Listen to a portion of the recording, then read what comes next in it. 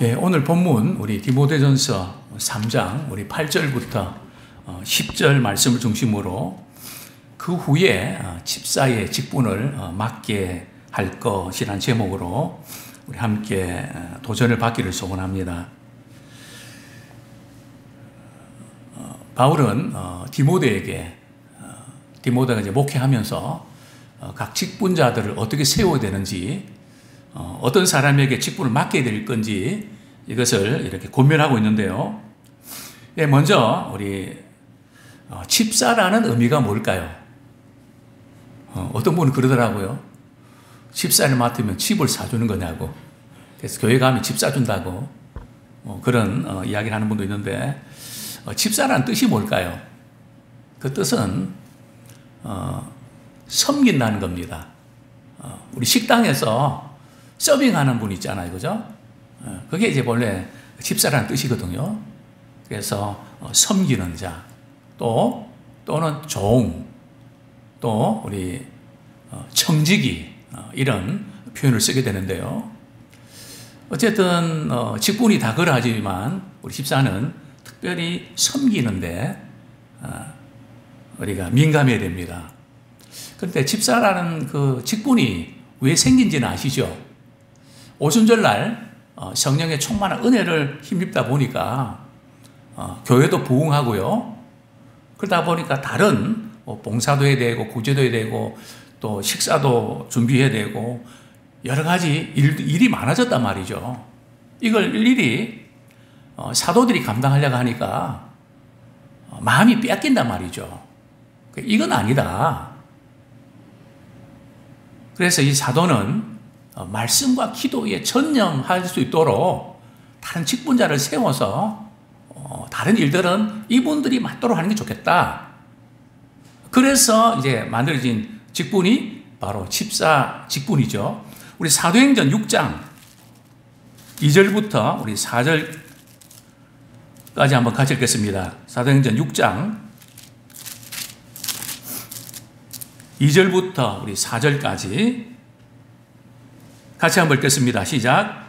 12사도가 모든 제자를 불러 이르되 우리가 하나님의 말씀을 제쳐놓고 접대를 일삼는 것이 마땅하지 아니하니 형제들아 너희 가운데서 성령과 지혜가 충만하여 칭찬받는 사람 7을 택하라. 우리가 이 일을 그들에게 맡기고 우리는 오로지 기도하는 일과 말씀 사역에 힘쓰리라 하니. 그래서 사도들이 기도하는 일과 말씀 사역에 힘쓸 수 있도록. 그래서 오늘도 마찬가지입니다. 목회자는 이 말씀 사역과 또 기도하는 일에 힘쓸 수 있도록 다른 직분자들은 이 부분에서 같이 역할을 감당하는, 가능하면 그쪽에 시간을 많이 할애할 수 있도록 그것이 굉장히 중요한 것이죠. 각자 이렇게 직분 주셨는데 이 말씀과 기도에 전념해야 되는데 다른 일에 이렇게 마음 빼앗겨서 말씀 기도에 집중하지 못하면 그건 안 되는 거거든요. 그래서 이 일을 위해서 이제 집사 직분이 세워졌는데, 이 집사 직분이 세워질 때에 그 중요한 자격 요건이 3가지죠, 그죠? 첫 번째가 뭡니까? 성령이 충만한 사람. 성령이 충만한 사람. 그 다음에는요, 지혜가 충만한 사람. 그 다음에 3번째는요, 칭찬 할 만한 사람. 칭찬받는 사람. 그러니까 직분에 있어서 가장 중요한 부분들이 바로 이제 이 3가지죠. 그죠? 지혜와 성령이 충만하고 칭찬받을 만한 사람. 칭찬받지 못하면 오히려 일을 더 만들게 되죠. 또한 당시에 초대교회 이 지금 집사 직분은 거의 이 집사 직분을 받은 사람들이 감독의 직분을 갖게 되는데요. 우리 다시 오늘 본문 우리 디모데전서 3장 우리 8절로 돌아갑니다. 예, 디모데전서 우리 3장 8절 같이 한번 읽겠습니다. 시작. 이와 같이 집사들도 정중하고 일구이혼을 하지 아니하고 술에 임박이지 아니하고 더러운 일을 담하지 아니하고. 자, 여기 보면 이와 같이. 자, 이와 같이가 바로 무엇과 같이요? 우리 3장 1절에 보면 감독의 직분을 얻으려 하면 앞에는 감독, 즉 지도자에 대해서 다루고 있으면서 이와 같이, 그죠? 그래서 이 집사들이 또 이제 감독의 이렇게 직분을 맡게 되는데요. 자, 먼저 우리 집사의 직무는 뭔가? 그죠? 집사는 어떤 일을 해야 되는가? 하나님께서 이렇게 교회를 섬기기 위해서 각자 직분을 맡기셨는데요. 그러면 집사의 할 일이 뭔가?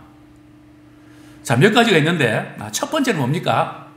식당에서 봉사하는 일. 식당에서 봉사하는 일을 이렇게 맡겨주셨죠. 자, 두 번째는요, 교회의 살림을 담당하는 일. 뭐, 재정적인 부분들, 그죠? 그것을 이렇게 꾸려나가는 이 부분들을 맡겨주셨다는 거죠. 세 번째는요, 어렵고 힘든 사람들 돕는 일들, 즉, 구제하는 일.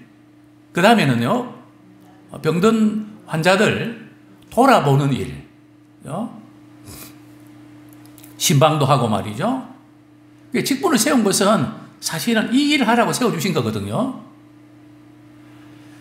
그 다음에 네 번째는요, 다섯 번째는요, 교회도 행정적인 일이 많거든요. 복사도 해야 되고, 뭐, 하는 일들이 사실은 많이 있습니다. 그래서, 교회 와보시면 일은 항상 준비되어 있습니다. 그죠? 일이 없을 때가 없거든요. 그만큼, 이렇게, 일을 하려고 하면 많고, 뭐, 끝이 없는, 그게 이제 교회 일이죠. 그래서 이 행정 처리하는 일들, 뭐, 이렇게 우리, 찬양대에서 말이죠. 뭐, 피스 끼우고, 이것도 아무거 아닌 것 같지만, 그 굉장히 많거든요. 또, 교회 구석구석, 뭐, 돌보는 일들, 얼마나 많습니까? 이런 많은 일들을 이렇게 집사에게 일들을 맡겼다는 거죠. 저는 집사가 아닌데 일은 안 하면 되겠네요. 그런 건 아니고요. 예. 하나님께서 직분을 맡기실 때는 그런 일들을 맡겨주셨는데, 자, 그러면 우리 집사에 있어서 세 가지 참 그 후에 이 집사의 직분을 맡게 된다. 그죠? 먼저 한 세 가지 요건을 갖춰야 되는데, 첫 번째는 뭘까요? 집사는 자제력을 갖춰야 됩니다. 자기 자신을 다스리고 또 억제하고 이런 자제력이 상실되면 직분을 감당하기가 되게 어렵죠.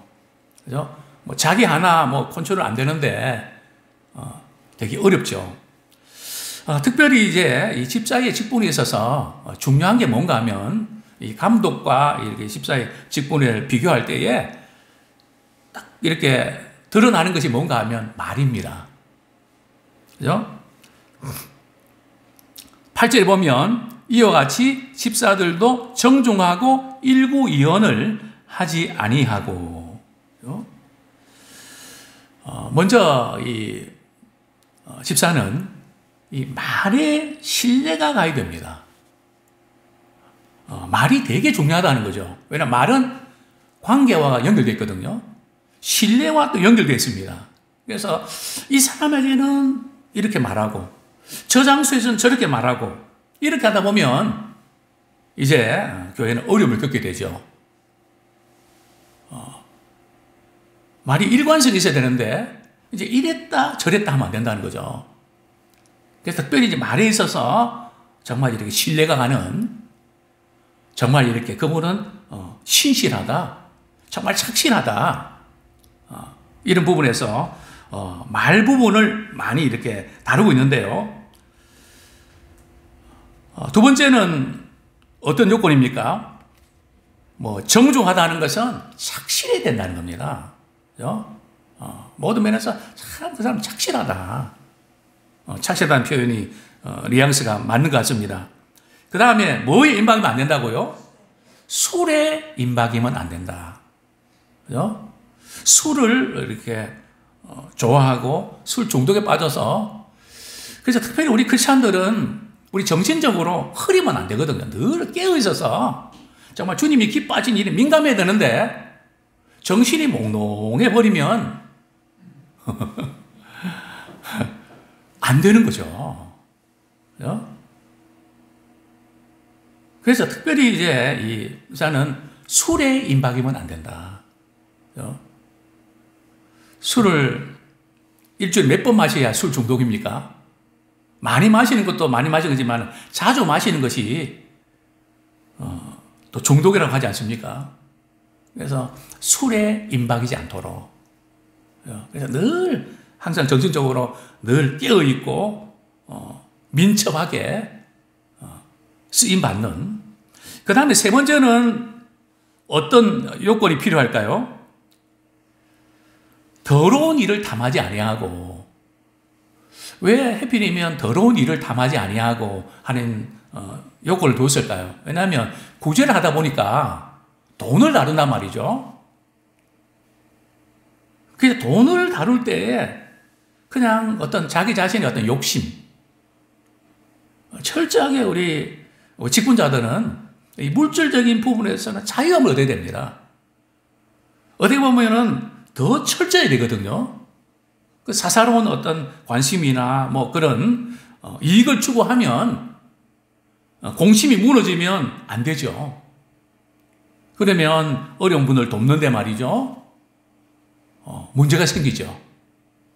철저하게 우리가 이 돕는 역할을 하는 우리 재직들 같은 경우는 이 사사로운 이익에 연연하면 안 된다. 뭐 작은 것 별거 아닌 것 같아도 그냥 하여튼 나를 위한 거 내게 플러스가 되면 안 해야 됩니다. 철저하게 나의 어떤 면이 들어가지 않도록. 벌써 이게 들어가 버리면은 큰일 나거든요. 그래서 사사로운 이익을 추구하지 말아야 된다. 그러려고 그러면 자제력을 갖춰야 된다. 대단히 이제 중요한 부분들입니다. 자, 두 번째, 우리 신앙적인 면인데요. 우리 9절 말씀 같이 읽겠습니다. 시작. 깨끗한 양심에 믿음의 비밀을 가진 자라 할지니.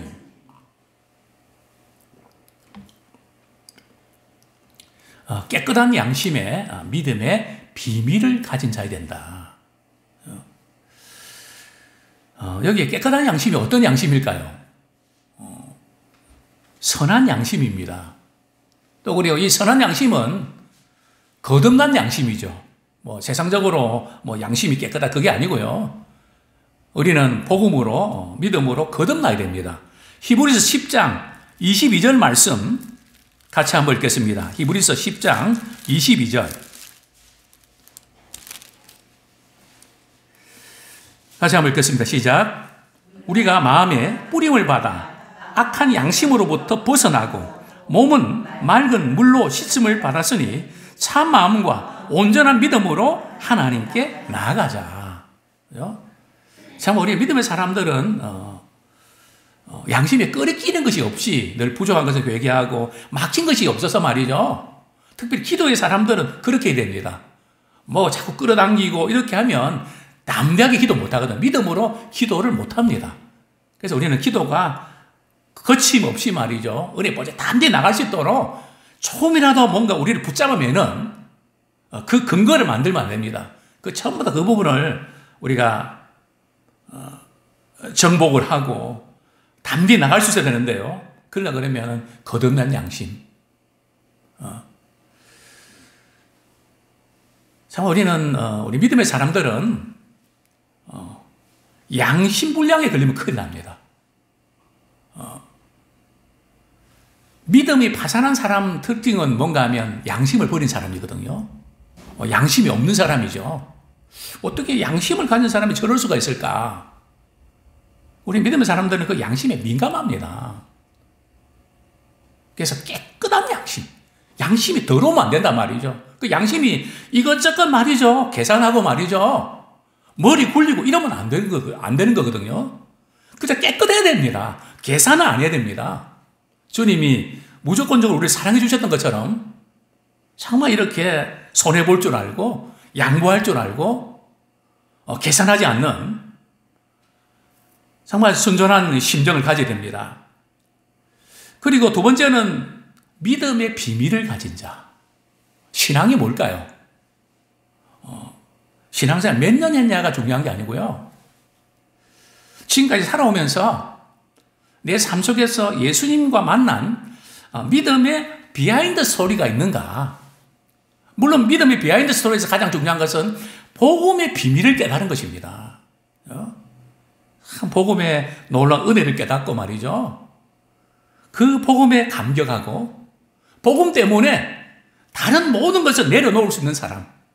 뭐 복음이면 뭐 다른 거 어떤 것, 명예도 뭐 다른 거 어떤 것도 아끼지 않는, 바꾸려고 하지 않는, 정말 복음이 내 삶의 전부입니다. 이 복음의 비밀을 깨닫는 사람. 그리고 삶 속의 믿음의 비하인드 스토리. 저는 이런 예를 종종 듭니다. 베드로가 바닷가에 가서 이제 낚시를 했더니 한 세겔, 물고기 입을 여니까 한 세겔이 올라왔습니다. 그래서 반세겔 해서 베드로하고 예수님 이렇게 해서 세금을 냈죠. 세금 이렇게 거두는 사람은 한 세겔 받은 걸 끝났지만 베드로는 어떤 비밀을 갖고 있죠? 예수님 말씀대로 이렇게 하니까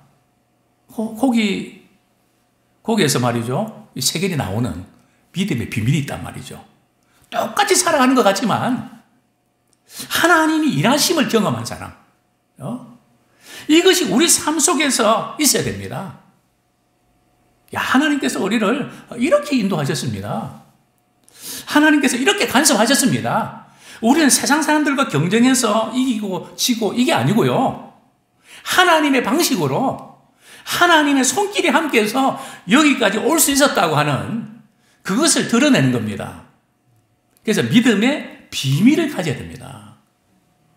그래서 우리의 목장도 말이죠. 한 줄 동안 말씀 읽고 또 살아가는 동안에 깨달았던 그 부분들을 그거 나누는, 은혜 받은 부분을 나누는, 단순히 일어났던 사건만을 나누는 것이 아니라 사건 속에 주님이 어떻게 일하셨는지를 나누는, 또 무엇보다도 믿음의 바른 지식을 갖고 있어야 됩니다.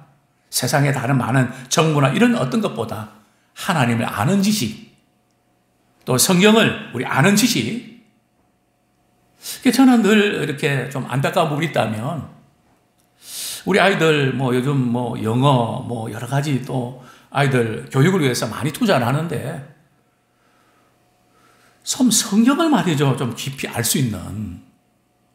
사실 신구약이 66권 제가 이제 우리 우리 컨퍼런스 갈 때 한 5일 정도면 창세기부터 요한계시록까지 거의 중요한 부분 다 다룰 수 있거든요.